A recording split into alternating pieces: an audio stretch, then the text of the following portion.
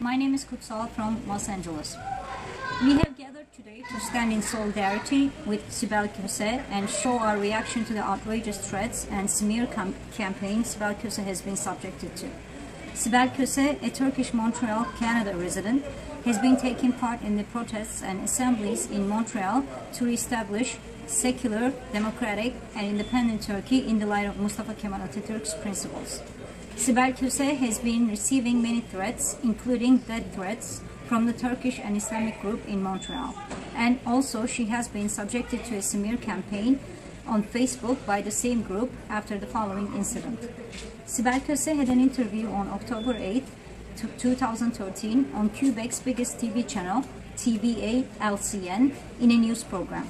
The significance of the day was the legalization of the headscarf in the Turkish parliament. At this impromptu TV interview, Sibel Kose expressed her thoughts on many issues that have taken Turkey decades back in terms of democracy and civilization. Since the Turkish leading party, AKP, started their ruling in the country, many things have backpedaled in Turkey. The number of women who have been subjected to violence has increased immensely.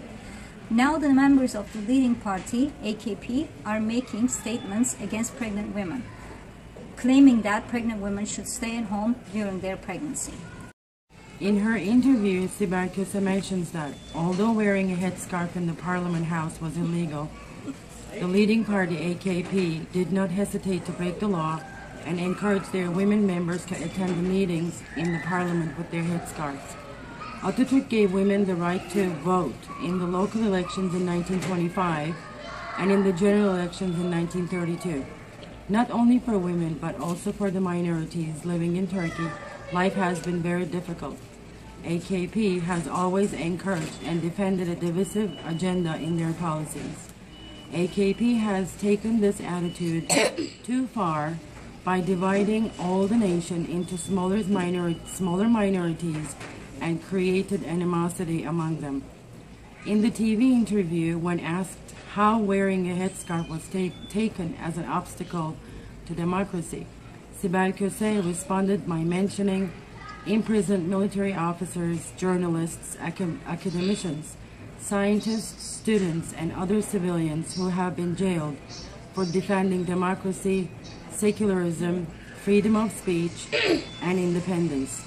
Sibel Kose expressed her outrage by questioning how wearing a headscarf could be taken as the token of democracy when Turkey has the highest number of imprisoned journalists. We, the democratic, secular, intellectual, and free-thinking Turkish women, stand in solidarity with Sibel Kose and condemn the threats and the smear campaign done by the Turkish and Islamic group in Montreal, Canada. We are the followers of Mustafa Kemal Atatürk and his principles. Nothing or no one will be able to change that. We are not afraid. We want our rights back, which were given us by Atatürk in 1925. We want our rights back from the fascist Turkish government.